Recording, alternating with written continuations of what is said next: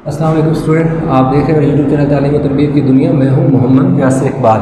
Student, हमारे पास exercise 6B class 7 के math की इसका जो क्वेश्चन नंबर है जी 5 हम करने लगे हैं। ये दो शेप इस तरह की दो हाउसेस दिए हुए हैं। मैंने कोशिश की है कि ज़रा बेहतर डायग्राम बनाऊँ, लेकिन जितनी मुझसे बन सकती थी मैंने की है कि ज़रा उसी स्टाइल में बन जाए। अदरवाइज़ आपके पास बनी हुई आप बुक पे देख सकते हैं। Two similar toy houses are shown the figure, find the value of unknown.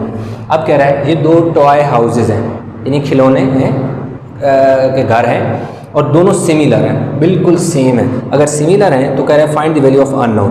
अब अननोन से मुराद है, एक तो हमें x की वैल्यू फाइंड करनी है, y की और z की फाइंड करनी है। x एंगल में दिया हुआ है जबकि y और z साइड में दिया हुआ है। तो अब जब भी एक चीज़ है, जब भी कोई भी शेप्स क्या हों सिमिलर हों, तो अगर सिमिलर हों तो उनकी कोरिस्पोंडिंग साइड्स क्या होती हैं, इक्वल होते हैं। अब हमारे पास क्या है कि x तो डायरेक्ट हमारे पास 100 आ जाएगा, x इज इक्वल टू 100 आ जाएगा। क्यों?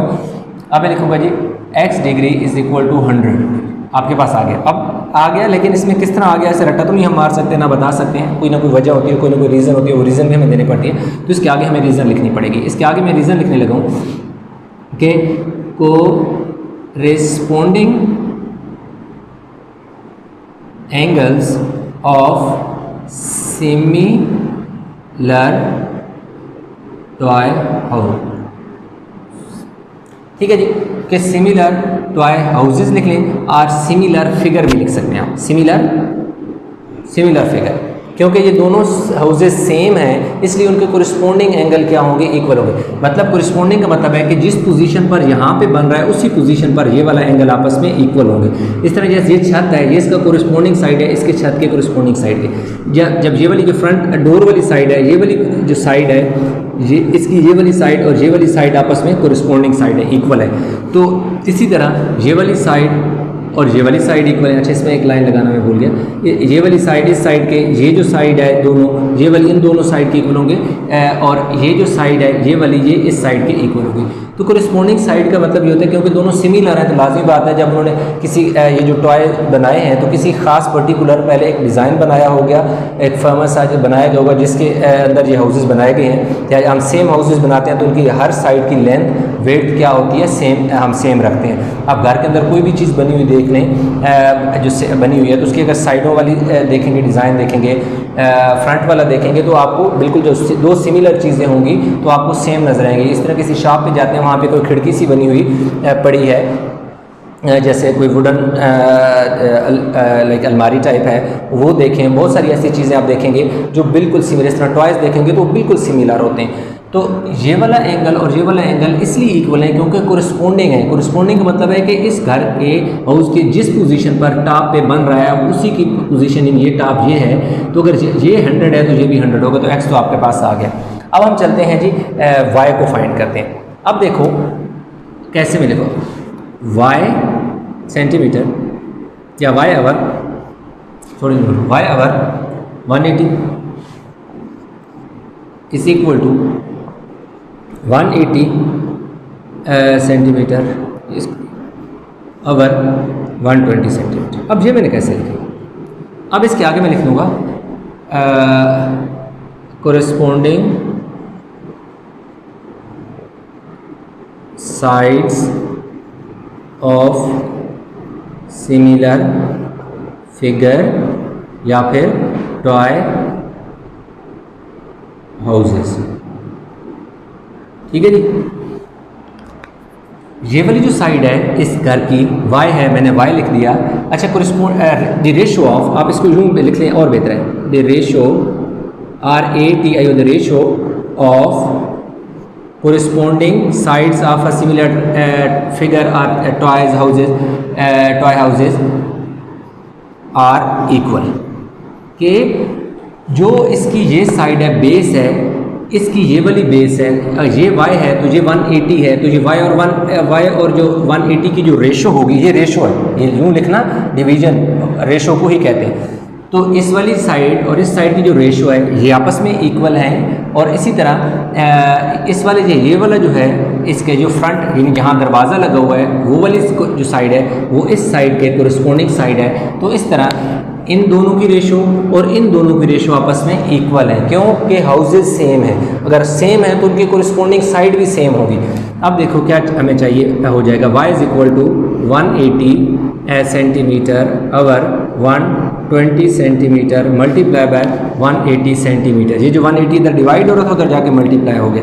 یہ دیکھیں اس والے زیرو کو میں اس والے زیرو سے کینسل کر دیتا ہوں، اب دیکھیں میرے پاس 2 کے ٹیبل سے کینسل کرتے جائیں، بلکہ 6 کے ٹیبل سے کینسل کر لیں، 6 2 12 6 3 18 0 اوپر چلا گیا، ٹھیک ہے جی۔ اب 2 1 2 2 9 18 تو y is equal to 9 multiply by 30 centi metre, تو y is equal to 270 centi metre ہمارے پاس آ گیا۔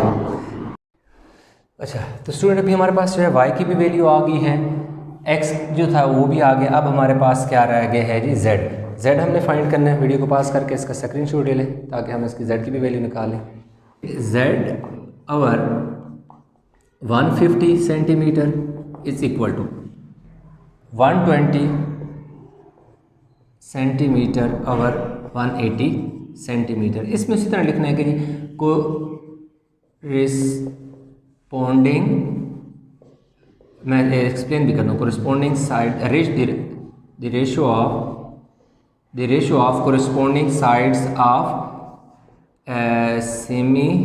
سیملر کا یہ ورڈ یوز کیا جیسا similar figure are toy houses, آپ جو بھی لکھ لیں، ٹھیک ہے جی، آر ایکول، کہ جو کیونکہ یہ جو ہیں ہمارے پاس سملر فگر ہیں اس لیے ان کی کورسپونڈنگ سائڈ ہمارے پاس کیا آ جائیں گی، یعنی ایکول آ جائے گی۔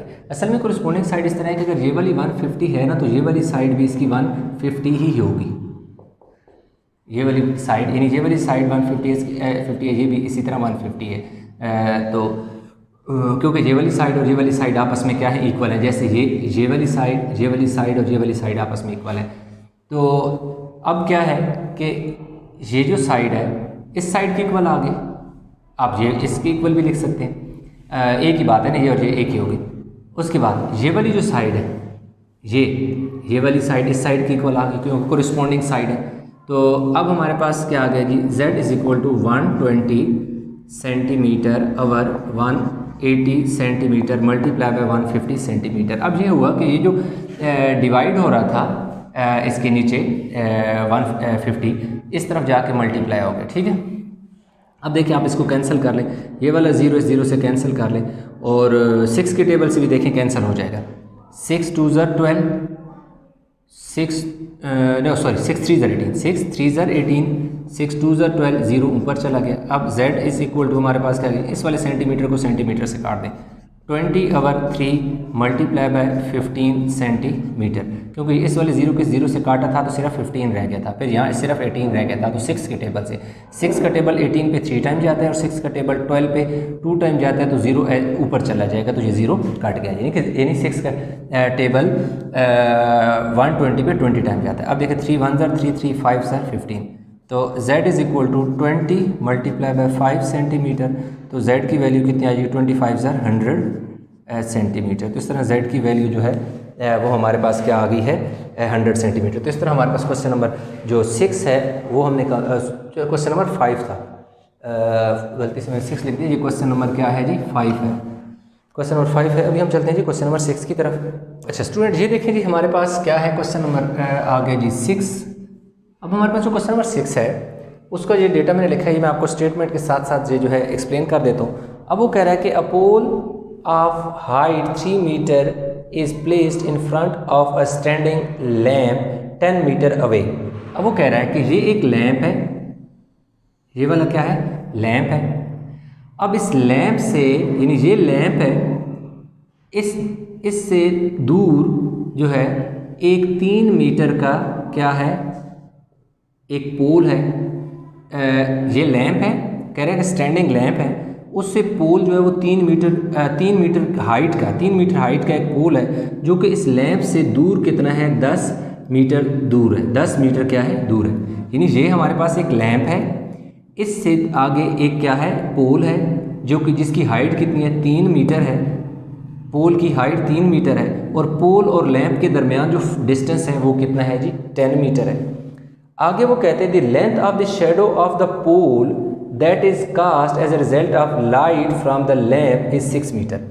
अब कह रहा है कि क्योंकि ये एक लैंप है, ये एक लैंप है, तो इससे क्या हो रही है कि एक लाइट पड़ रही है इस पर, इस ये जो पोल है ना इस पर क्या पड़ रही है, लाइट पड़ रही है। अब ये जो लाइट इस पर पड़ रही है इस लैंप की वजह से, इस लाइट के पड़ने की वजह से, उसके नतीजे की वजह से, यानी उसके रिजल्ट की वजह से इसका लाजबत लाइट इधर से पड़ रही है तो इसका शेडो यहाँ पे बनेगा 6 मीटर का, कह रहा है कि शेडो बनता है। यानी लाइट यहाँ से, लाइट लैंप है ना, यहाँ लाइट इस पोल पे पड़ रही है तो उसका यहाँ से शेडो, तो लाजमी बात है इधर से नहीं बनेगा ना, शेडो तो उसके आगे बनेगा, साया उसका, वो कितना बनेगा 6 मीटर बनेगा। सेंटीमीटर है, मीटर है, मीटर है, 6 मीटर जो है वो उसका क्या है, क्या बनेगा, साया बनेगा। लाजमी बात उसका साया इसी तरह ही बनेगा, यानी यहाँ से लैंप की रोशनी है तो वो बिल्कुल एग्जैक्टली इसी तरह उसका साया बनेगा। अच्छा आगे क्या करें, find the height of the lamp. कह रहे हैं कि बताएं कि ये जो लैंप है वो कितना ऊंचा है, उसकी हाइट कितनी है। तो इस तरह ही देखो, ये मेरे पास ये लैंप है, ये 3 मीटर क्या है, इस पोल है जिसके ऊपर भी देखो मैंने पोल लिख दिया, और ये जो है यहाँ से लेकर यहाँ तक जो है इसे, ये क्या है, शेडो बन रहा है,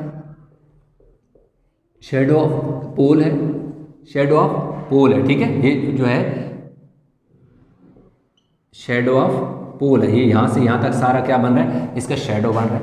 और यहाँ से ये क्या है, लाइट है, ये सारी क्या है, लाइट पड़ रही है इस पर।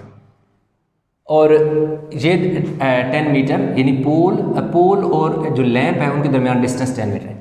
अब देखें हाइट ऑफ पोल 3 मीटर, यानी हाइट ऑफ जो पोल है वो 3 मीटर है। शेडो ऑफ पोल कितनी, यहाँ से यहाँ तक शेडो है जो कि 6 मीटर है। लेट हमने कर लिया कि हाइट ऑफ पोल जो है वो x मीटर है, यानी ये जो साइड है इसको हमने हाइट को x मीटर सपोज कर लिया। Distance between pole and lamp, distance between pole and lamp, इसके दरमियान का जो डिस्टेंस है वो कितना है, 10 मीटर है। अब देखें तो ये एक लाइक ट्रायंगल की शक्ल में बन रही है, तो अब इसकी हम क्या करते हैं कि टेंजेंट इस पर लगाएंगे, एक ट्रिग्नोमेट्रिक फंक्शन है, दोनों पर लगाएंगे, क्योंकि हम टेंजेंट दोनों पर लगा रहे हैं तो एंड पे देखिएगा वो कंपेयर करके हम उन्हें इक्वल करें। अब देखें हम पहले क्या लगाते हैं, टेंजेंट देखें, अच्छा यहाँ पे थीटा बन रहा है, यहाँ पे क्या बन रहा है, थीटा बन रहा है, यानी लाइट और जो इस शेडो के दरमियान जो है ना थीटा एंगल है, tan theta is equal to, अब हमारे पास क्या आ जाएगा, tan theta is equal to height of pole, height of pole. पहले हम ट्रायंगल कौन सी ले रहे हैं, मैं यहाँ पे साथ साथ वो ट्रायंगल भी बना लेता हूँ। इस वाली ट्रायंगल को देखो मैं अलग जब बनाऊंगा तो ये इस तरह बनेगी, ये 3 मीटर है, ये B है, ये A है, और ये क्या है, E है, और यहाँ क्या है, थीटा एंगल बन रहा है, और यहाँ कितना है जी 6 मीटर। अब जो टेंजेंट थीटा होता है वो होता है बेस अवर, नहीं सॉरी, टेंजेंट परपेंडिकुलर अवर बेस। ये जो है ये परपेंडिकुलर है, ये जो है ये क्या है, बेस है, ठीक हो गया। अब हाइट ऑफ पोल, क्योंकि परपेंडिकुलर जो है वो हाइट ऑफ पोल है, तो मैंने हाइट ऑफ पोल लिखा डिवाइड बाय, अब परपेंडिकुलर और बेस, बेस जो हमारे पास है शेडो ऑफ पोल है, शेडो ऑफ पोल है। अब मेरे पास ये आ जाएगा जी tan theta is equal, height of pole जो है उसको मैंने किससे रिप्रेजेंट किया हुआ है, BE से, BE। शेडो ऑफ पोल जो है वो क्या है, BA है, ठीक है, ये आ गया। अब क्या करूंगा मैं, इसको मैं फिलहाल इक्वेशन 1 कह देता हूँ, वैल्यू मैं आगे जाके पुट करूंगा। अब मैं कौन सी ट्रायंगल लूँगा, अब मैं ट्रायंगल लूँगा ये वाली, पूरी ट्रायंगल लूँगा, इसको भी मैं बना लेता हूँ। ये मेरे पास D है, ये मेरे पास C है, ये मेरे पास क्या है, A है, और अब tan थीटा, पहले ये कौन सी ट्रायंगल थी, इधर बेशक आप चाहो तो लिख लो, इन ट्रायंगल कौन सी, BAD या ABE। अब यहाँ मैं लिख लेता हूँ इन ट्रायंगल ACD, यानी ACD ये ट्रायंगल। तो टेंजेंट थीटा क्या हो जाएगा, टेंजेंट थीटा क्या है, परपेंडिकुलर और हाइपोटेन्यूज। अब परपेंडिकुलर मेरे पास क्या है, DC मेरे पास क्या है, लेंथ, तो मैं क्या लिखूंगा, height of length divided by perpendicular our base होता है, क्योंकि अब इसका परपेंडिकुलर क्या है, ये इसका परपेंडिकुलर है, ये परपेंडिकुलर और ये बेस है। परपेंडिकुलर देखो DC जो कि हाइट है, बेस क्या है, बेस मेरे पास क्या है, दो चीज़ें हैं, उसको मैं लिखूंगा डिस्टेंस बिटवीन, डिस्टेंस इधर कहीं मैंने रखा भी शायद, distance between pole and lamp, distance between pole and lamp plus distance between pole and lamp, यानी पोल और लैंप का तो डिस्टेंस ये वाला आ जाएगा, प्लस शेडो ऑफ पोल, यानी शेडो ऑफ पोल, क्योंकि अब इसमें शेडो ऑफ पोल, अब इसमें क्या है कि जब मैं बेस ये पूरी लूंगा ना, क्योंकि मैंने ट्रायंगल पूरी ली हुई है, तो पूरी ट्रायंगल जो है उसकी जो बेस है असल में दो हिस्सों में डिवाइड है, एक जो है distance between pole and lamp और दैट इज शेडो, ये दो चीज़ें आ जाएंगी। अब हमने क्या करना है, इसको हमने क्या कहा हुआ है कि ये देखें tan theta is equal to height of lamp, देखो हाइट ऑफ लैंप में को मैंने क्या कहा हुआ है, DC, distance between pole and lamp, distance between pole and lamp को मैंने क्या कहा हुआ है, दैट इज CB प्लस आगे plus shadow of pole, shadow of pole क्या है, BA आ गया, इसको मैं इक्वेशन क्या कह दूंगा 2। अब देखें आप अगर इक्वेशन 1 और इक्वेशन 2 देखें, ये भी टेंजेंट है, ये भी टेंजेंट है, दोनों सेम है, लेफ्ट हैंड साइड है सेम है, ये भी टेंजेंट की इक्वल है, ये भी टेंजेंट की tan थीटा, ये भी tan थीटा की इक्वल है, ये भी tan थीटा की इक्वल है, तो इसका मतलब है कि ये आपस में भी इक्वल होंगे, इसलिए हम क्या लिखेंगे, कंपेयर इक्वेशन 1 एंड 2, हम कंपेयर इक्वेशन 1 एंड 2। अब कंपेयर इक्वेशन 1 इसकी क्या है, BE over BA is equal to BE over BA is equal to DC, नीचे आ गया जी CB प्लस BA, क्योंकि हम इन्हें क्या कर रहे हैं, कंपेयर कर रहे हैं। अभी वीडियो को क्या करें, पास करके स्क्रीनशॉट ले लें, क्योंकि इसमें मैं अब वैल्यू पुट करूँगा तो मेरे पास फाइनल आंसर आ जाएगा, 2 स्टेप करेंगे। अभी देखिए, अब BE की कितनी वैल्यू है हमारे पास, BE की वैल्यू 3 है, ये देखो इस BE की जगह मैं क्या लिख लूँगा 3 मीटर। अब BA मेरे पास क्या है 6 मीटर है, ये देखिए जी मैंने 6 मीटर लिख दिया, आगे इक्वल का साइन है, इक्वल का साइन डाल दिया। DC जो मेरे पास क्या है x है, देखो जी मैंने x लिख दिया। अब नीचे जो मेरे पास क्या है CB या BC, C से B तक मेरे पास ये देखो ये CB है, अब CB है, इधर क्या है 10 है, इसकी जगह देखो मैंने लिख दिया जी 10 मीटर प्लस BA, अब देखो BA मेरे पास क्या है 6 मीटर है, ये देखो जी मैंने क्या लिख लिया 6 मीटर। अब ये देखो 3 मीटर अवर, आप बेशक इसको थोड़ा कैंसिल कर लें, 3 1 ज़र 3, 3 2 ज़र 6, 1 ओवर 2 आ जाएगा और इधर आ जाएगा जी x, 6 ये mm के कैंसिल हो गया ना, 16 हो गया, 16 मीटर हो गया। अब 1 ओवर 2 ये 16 इसके नीचे डिवाइड हो रहा है, इधर आके क्या हो गया मल्टीप्लाई, और इधर क्या आ गया x, 2 1 ज़र 2, 2 8 ज़र 16 कैंसिल हो गया, 8 1 ज़र 8 metre is equal to x, तो x is equal to 8 metre, तो क्या आ गया हाइट ऑफ लैंप जो है हमारे पास, मैं यहाँ लिख देता हूँ, height of lamp is equal to 8 metre, जो उसने हमें कहा था वो हमने फाइंड कर ली। तो इस तरह हमारे पास क्वेश्चन नंबर 5 और 6 है वो हमने कंप्लीट कर लिया। होप कि क्वेश्चन समझ आ गया होगा।